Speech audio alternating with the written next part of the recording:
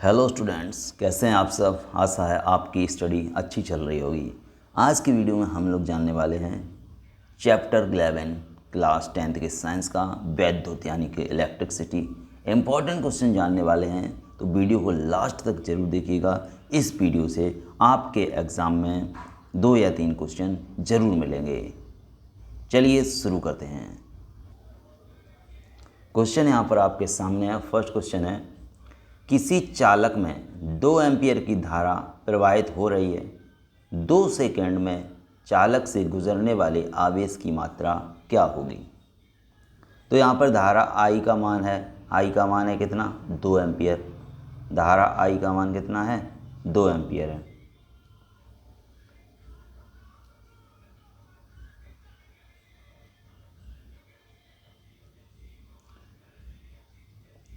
और समय कितना है, 2 सेकंड है। धारा 2 एम्पीयर और समय 2 सेकंड है। तो फॉर्मूला होता है बच्चों Q बराबर I गुणा T। ये फॉर्मूला होता है। यहाँ पर हम लोग वैल्यू रखेंगे धारा की 2, समय की 2, गुणा कर लेंगे 2 दूनी 4। तो आवेश कितना हो जाएगा, आवेश हो जाएगा 4 कूलाम। सही आंसर बनेगा option A. Option A is the right answer. 4 coulomb is the right answer. Next question देखिएगा। क्वेश्चन सेकंड है आपके लिए, वैद्युत धारा का मापन किया जाता है। वैद्युत धारा का मापन किया जाता है। ऑप्शन आपके सामने है, वोल्ट मीटर, अमीटर से, गैल्वेनोमीटर से, ऊर्जा मीटर से। वैद्युत धारा का मापन बच्चों किया जाता है, ऑप्शन बी सही हो जाएगा, अमीटर से। किससे, अमीटर से धारा का मापन किया जाता है। नेक्स्ट क्वेश्चन है बच्चों, एक चालक में 10 एम्पीयर की धारा प्रवाहित होती है। इसके संगत 2 सेकंड में प्रवाहित होने वाले आवेश की मात्रा ज्ञात करनी है। पहले जो क्वेश्चन दिया था उसी तरीके से सेम क्वेश्चन है। आई का मान कितना है, 10 एम्पीयर। समय कितना है, 2 सेकंड। तो फॉर्मूला बनता है आवेश का Q बराबर I गुणा T।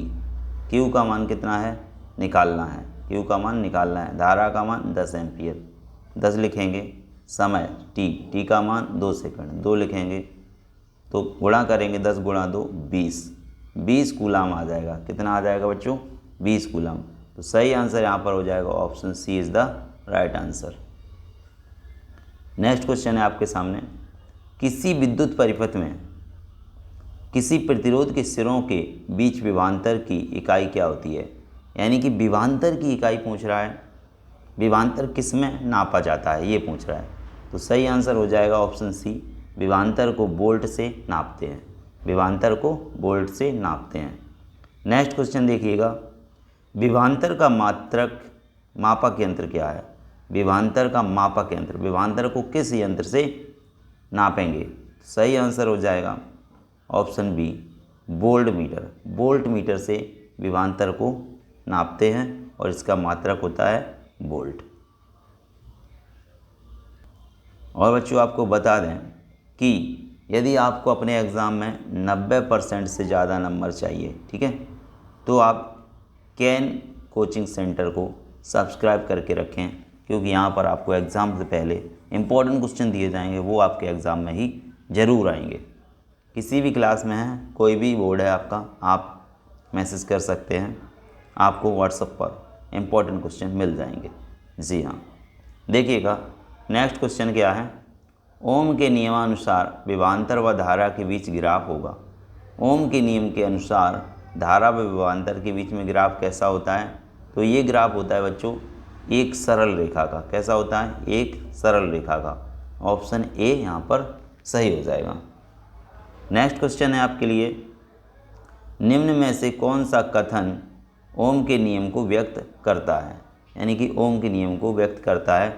ओम के नियम के अनुसार बच्चों B बराबर IR होता है। क्या होता है, IR, यानी कि विभवांतर बराबर धारा गुणा प्रतिरोध। तो देखिएगा कौन सा ऑप्शन यहाँ पे सही हो जाएगा। तो ऑप्शन सी को देखिएगा। ऑप्शन सी है विभवांतर बराबर धारा गुणा प्रतिरोध। तो ऑप्शन सी राइट आंसर हो जाएगा। नेक्स्ट क्वेश्चन है आपके सामने, ओम का नियम सत्य है। ओम का नियम किसके लिए सत्य है। जल्दी से जल्दी यदि आपको आंसर पता है तो कमेंट करके बताइएगा। ओम का नियम किसके लिए सत्य होता है? तो यहाँ पर सही आंसर हो जाता है ऑप्शन ए, केवल धात्विक चालकों के लिए। धात्विक चालकों के लिए ओम का नियम सत्य होता है। नेक्स्ट क्वेश्चन है आपके सामने, किसी परिपथ में लगे विभवांतर को स्थिर रखते हुए परिपथ के प्रतिरोध को 3 गुना कर दिया जाए तो परिपथ की धारा हो जाएगी, कितनी हो जाएगी ये आपको बताना है। तो यहाँ पर सही आंसर हो जाएगा ऑप्शन डी, 1/3 हो जाएगी। अब इसको आपको अगर सॉल्व करना है तो सॉल्यूशन यहाँ पे दिया है। सूत्र होता है V बराबर IR, आई का मान निकालेंगे तो आई बराबर हो जाएगा B/R। बी स्थिर है, आर को 3 गुना किया जाता है, तब देखिए बी स्थिर है, बी को बी रखा, आर की जगह 3R रखा। अब क्या हो जाएगा जब इसको सॉल्व करेंगे तो I-/I, तो I- का मान कितना हो जाएगा B/3R और I का मान कितना है B/R। यहाँ से क्या हो जाएगा R और R कैंसिल हो जाएगा, ठीक है, और B और B कैंसिल हो जाएगा, R और R कैंसिल हो जाएगा, 1/3, तो 1/3। 1/3 का मतलब 1/3 हो गया है, तो आंसर हो जाएगा ऑप्शन डी। नेक्स्ट क्वेश्चन आपके सामने है, क्वेश्चन नंबर नेक्स्ट है, चलिए देखते हैं इसको। क्वेश्चन क्या कह रहा है, 1.5 वोल्ट विद्युत वाहक बल के सेल का आंतरिक प्रतिरोध 3 ओम है, तो इस सेल से प्राप्त धारा का अधिकतम मान क्या होगा? धारा का अधिकतम मान क्या होगा? एक सेल है, उससे जो वोल्ट है वो कितना है 1.5 वोल्ट प्राप्त होता है, उसका जो प्रतिरोध है वो कितना है 3 ओम का प्रतिरोध है, तो इससे अधिकतम धारा कितनी होगी? यहाँ पर सही आंसर हो जाएगा ऑप्शन बी, 0.5 एम्पियर। कितनी? 0.5 एम्पियर। अब देखिएगा कैसे होगी, तो यहाँ सॉल्यूशन है। प्रतिरोध का मान कितना दिया है 3 ओम, विद्युत वाहक बल कितना दिया है 1.5, तो फॉर्मूला होता है बच्चों I बराबर E/R, I बराबर E/R। ई का मान रख दिया 1.5, R का मान रख दिया 3, और 3 से जब भाग करेंगे तो आएगा 0.5 एम्पियर। कितना आएगा? भाग करना नहीं आता है तो देखिए कैसे करते हैं। 1.5 में 3 से, मान लो ये पॉइंट है नहीं तो फिर कितने बार होगा 3 5 × 15, और यहाँ पॉइंट था तो पॉइंट लगा देंगे, तो 0.5 एम्पियर आ जाएगा। नेक्स्ट क्वेश्चन आपके सामने है, क्वेश्चन है प्रतिरोध का मात्रक होता है, बहुत ही आसान क्वेश्चन है। प्रतिरोध का मात्रक ओम होता है, ऑप्शन ए सही हो जाएगा, प्रतिरोध का मात्रक ओम होता है। नेक्स्ट क्वेश्चन है, ताप बढ़ने पर किसी चालक का वैद्युत प्रतिरोध क्या होगा? ताप बढ़ने पर किसी चालक का वैद्युत प्रतिरोध बढ़ जाता है, क्या होता है? बढ़ जाता है। नेक्स्ट क्वेश्चन देखिएगा, क्वेश्चन नंबर नेक्स्ट है आपके लिए। क्वेश्चन है, किसी विद्युत चालक का प्रतिरोध निम्नलिखित में से किस बात पर निर्भर नहीं करता? चालक की लंबाई पर निर्भर करता है, चालक के पदार्थ के घनत्व पर निर्भर नहीं करता, ऑप्शन बी सही हो जाएगा, चालक के पदार्थ के घनत्व पर निर्भर नहीं करता, ये आपका सही आंसर हो जाएगा। नेक्स्ट क्वेश्चन है आपके सामने, कब 4 विद्युत चालकों का समायोजन बनाने पर उनका परिणामी प्रतिरोध न्यूनतम होगा? तो ऑप्शन ए सही हो जाएगा, सभी को समांतर क्रम में जोड़ा जाए तो उनका प्रतिरोध कम होगा। नेक्स्ट क्वेश्चन है आपके सामने, अत्यधिक उच्च प्रतिरोध वाला पदार्थ कहलाता है? अत्यधिक उच्च प्रतिरोध, सबसे ज़्यादा प्रतिरोध किसका होगा? तो ये ऑप्शन हो जाएगा सही, विद्युत रोधी। विद्युत रोधी ऐसे पदार्थ होते हैं जिनका प्रतिरोध ज़्यादा होता है। नेक्स्ट क्वेश्चन है आपके सामने, यदि 3 विभिन्न मानों वाले प्रतिरोधों को श्रेणी क्रम समायोजन में जोड़ा जाए तो उन सभी के निश्चित रूप में से एक ही मान होगा, तो कौन सा ऑप्शन सही हो जाएगा? ऑप्शन यहाँ प्रत्येक प्रतिरोध में प्रवाहित होने वाली विद्युत धारा का, यानी कि श्रेणी क्रम में प्रतिरोधों को जोड़ा जाता है इस तरीके से, ऐसे जोड़ा जाता है, तो इनमें जो धारा बहेगी आई उसका मान सेम होगा। याद रखना, श्रेणी क्रम में जब जोड़ते हैं, श्रेणी क्रम में जब जोड़ते हैं तो धारा का मान समान होता है, धारा का मान समान होता है। नेक्स्ट क्वेश्चन आपके सामने है, देखिएगा क्वेश्चन को, R1 R2 प्रतिरोधों को दो तार समांतर क्रम में जोड़े जाते हैं, इनका तुल्य प्रतिरोध होगा। समांतर क्रम में जब बच्चे जोड़ते हैं तो क्या होता है, तो ऑप्शन यहाँ पर सी सही हो जाएगा। क्या हो जाएगा देखना, 1/R1 प्लस 1/R2 इस तरीके से जोड़ेंगे। जब इस तरीके से जोड़ेंगे तो इनका एलसीएम होगा, तो R1 R2 एलसीएम हो जाएगा, तो यहाँ पर आएगा R1 प्लस R2। लेकिन ये 1/R का मान होता है, जब इसको उल्टा करेंगे R का निकालेंगे तो नीचे वाला पार्ट ऊपर चला जाएगा, यानी कि R1 R2 ऊपर चले जाएंगे, नीचे क्या बचेगा R1 प्लस R2। इस तरीके से आपका जो आंसर होगा वो ऑप्शन सी हो जाएगा। नेक्स्ट क्वेश्चन देखिएगा, किसी पदार्थ की लंबाई L तथा परिच्छेद H क्षेत्रफल के तार का प्रतिरोध 4 ओम है। इस पदार्थ के अन्य तार की लंबाई 2L तथा प्रतिच्छेद का जो क्षेत्रफल है A/2 है, तो उसका प्रतिरोध कितना होगा। तो उसका प्रतिरोध कितना होगा, आंसर आपके सामने ऑप्शन में दिए गए हैं। कमेंट कीजिएगा, आंसर को जल्दी से जल्दी बताइएगा कौन सा आंसर सही होगा। ऑप्शन है 4 ओम, 8 ओम, 16 ओम, 32 ओम। जल्दी से जल्दी अभी कमेंट कीजिएगा। आशा है आपने सही उत्तर दिया होगा। चलिए अब देखते हैं इसका आंसर। तो इसका आंसर सही हो जाएगा ऑप्शन सी 16 ओम। क्या हो जाएगा, 16 ओम हो जाएगा राइट आंसर। नेक्स्ट क्वेश्चन देखिएगा, क्वेश्चन आपके सामने है, R तथा 2R प्रतिरोधों को पहले श्रेणी क्रम में तथा बाद में समांतर क्रम में जोड़ा जाता है, इन दोनों दशाओं में कुल प्रतिरोध कितना होगा। तो पहले श्रेणी क्रम में जोड़ेंगे, तब श्रेणी क्रम में जोड़ेंगे तो इनको सीधा ऐड कर देंगे R प्लस 2R, तो टोटल प्रतिरोध हो जाएगा 3R। जब समांतर क्रम में जोड़ेंगे तो R 2R/R प्लस 2R हो जाएगा। तब इसको सॉल्व करेंगे तो 9/2 आएगा। कितना आएगा, 9/2। तो ऑप्शन सी सही हो जाएगा। Option C 9/2 is the right answer.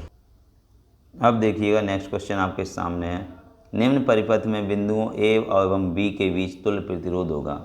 यहाँ पर देखिए चित्र आपको दिखाया जा रहा है, ए पॉइंट है, बी यहाँ पे है, इनके बीच में 1 2 3 प्रतिरोध लगे हैं, इनका तुल्य प्रतिरोध कितना होगा। तो सही आंसर हो जाएगा यहाँ पर 1.0 ओम। 1.0 ओम। कैसे, पहले हम इस एक वाले को और इस एक वाले को समांतर क्रम में लिखेंगे, तो 1/1 प्लस 1/1 हो जाएगा, इसका मतलब हो जाएगा ये 2 हो जाएगा। कितना हो जाएगा, 2।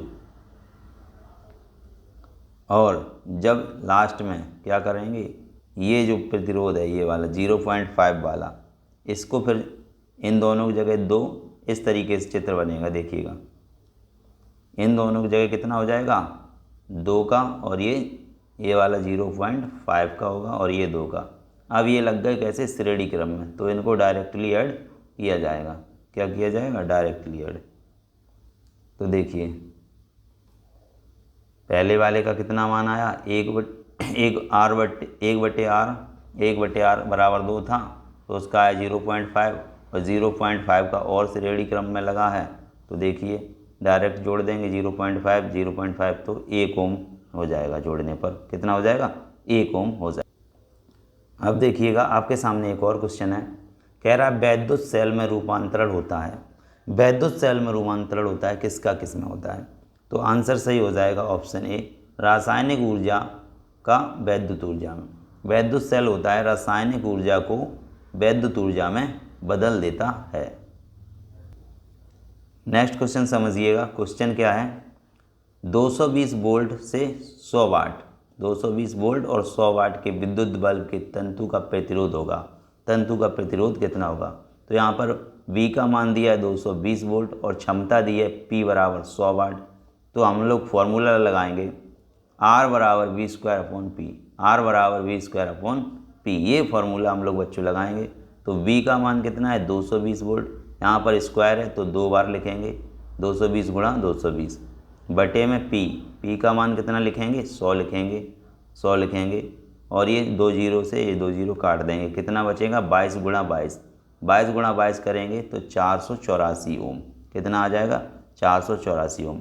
तो 220 वोल्ट और 100 वाट का विद्युत बल्ब के जो तंतु लगा होता है उसके अंदर बल्ब में, उसका प्रतिरोध कितना है बेटा, यह आ जाएगा 484 ओम। ऑप्शन बी सही हो जाएगा, ऑप्शन बी सही हो जाएगा।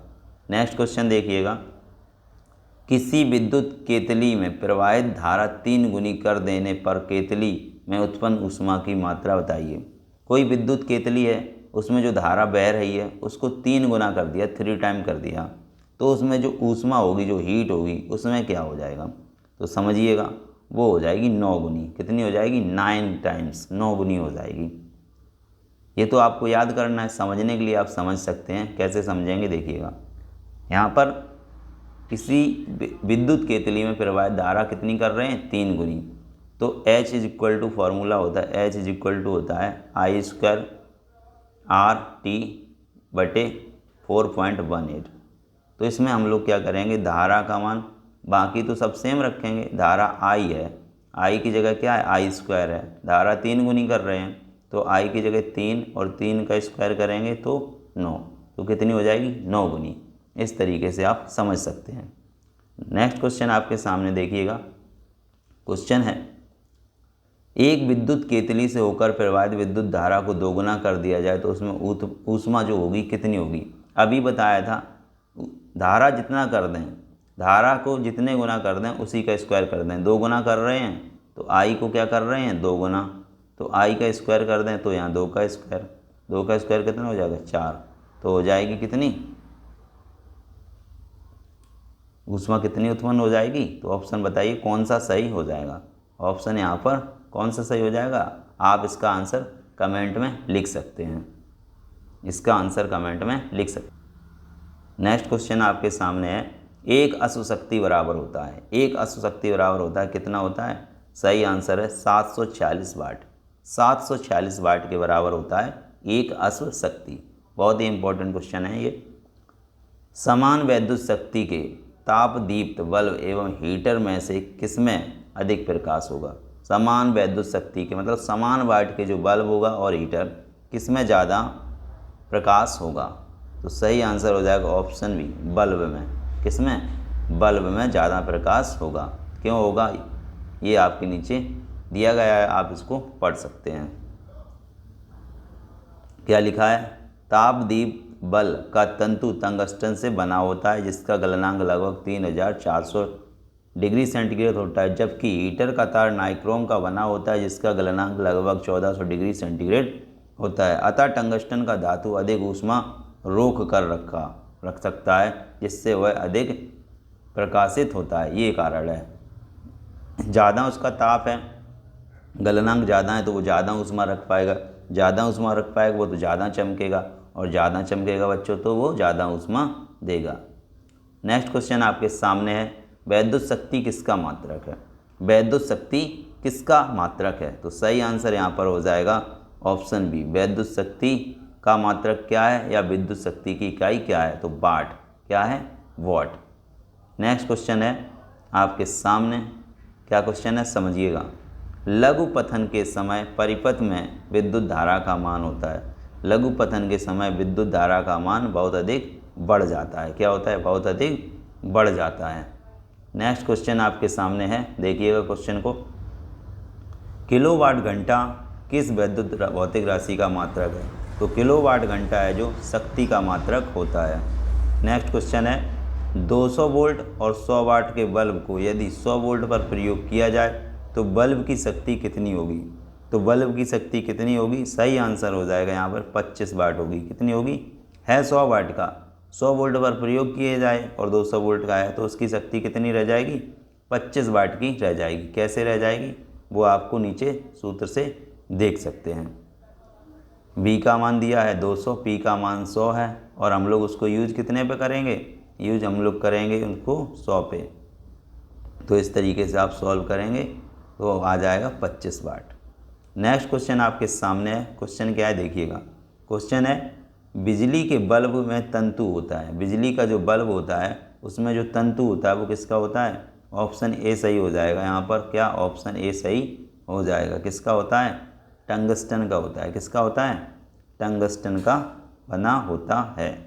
नेक्स्ट क्वेश्चन है आपके सामने, हीटर का तार बना होता है। हीटर का तार किसका बना होता है? नाइक्रोम का बना होता है। हीटर का तार किसका बना होता है? नाइक्रोम का बना होता है।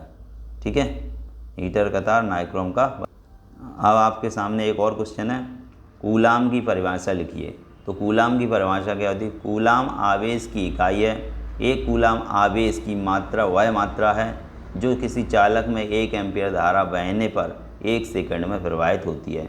ये कूलाम की डेफिनेशन है। यहाँ पे देखिए दूसरा क्वेश्चन, एक इलेक्ट्रॉन पर कितना तथा कैसा आवेश होता है? तो एक इलेक्ट्रॉन पर ऋण आवेश होता है। कैसा आवेश होता है? ऋण आवेश होता है। और इस पर 1.6 मल्टीप्लाई 10⁻⁻19 कूलाम का ऋण आवेश होता है। ऋण आवेश होता है। ठीक है,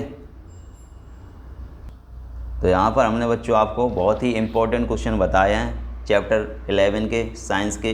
कैन कोचिंग सेंटर को सब्सक्राइब कीजिएगा। यहाँ पर आपकी 90% से ज़्यादा मार्क हम बोर्ड एग्ज़ाम में ज़रूर ला देंगे। आपको इम्पोर्टेंट क्वेश्चन आपके एग्ज़ाम के टाइम पर दे देंगे। Thank you for watching.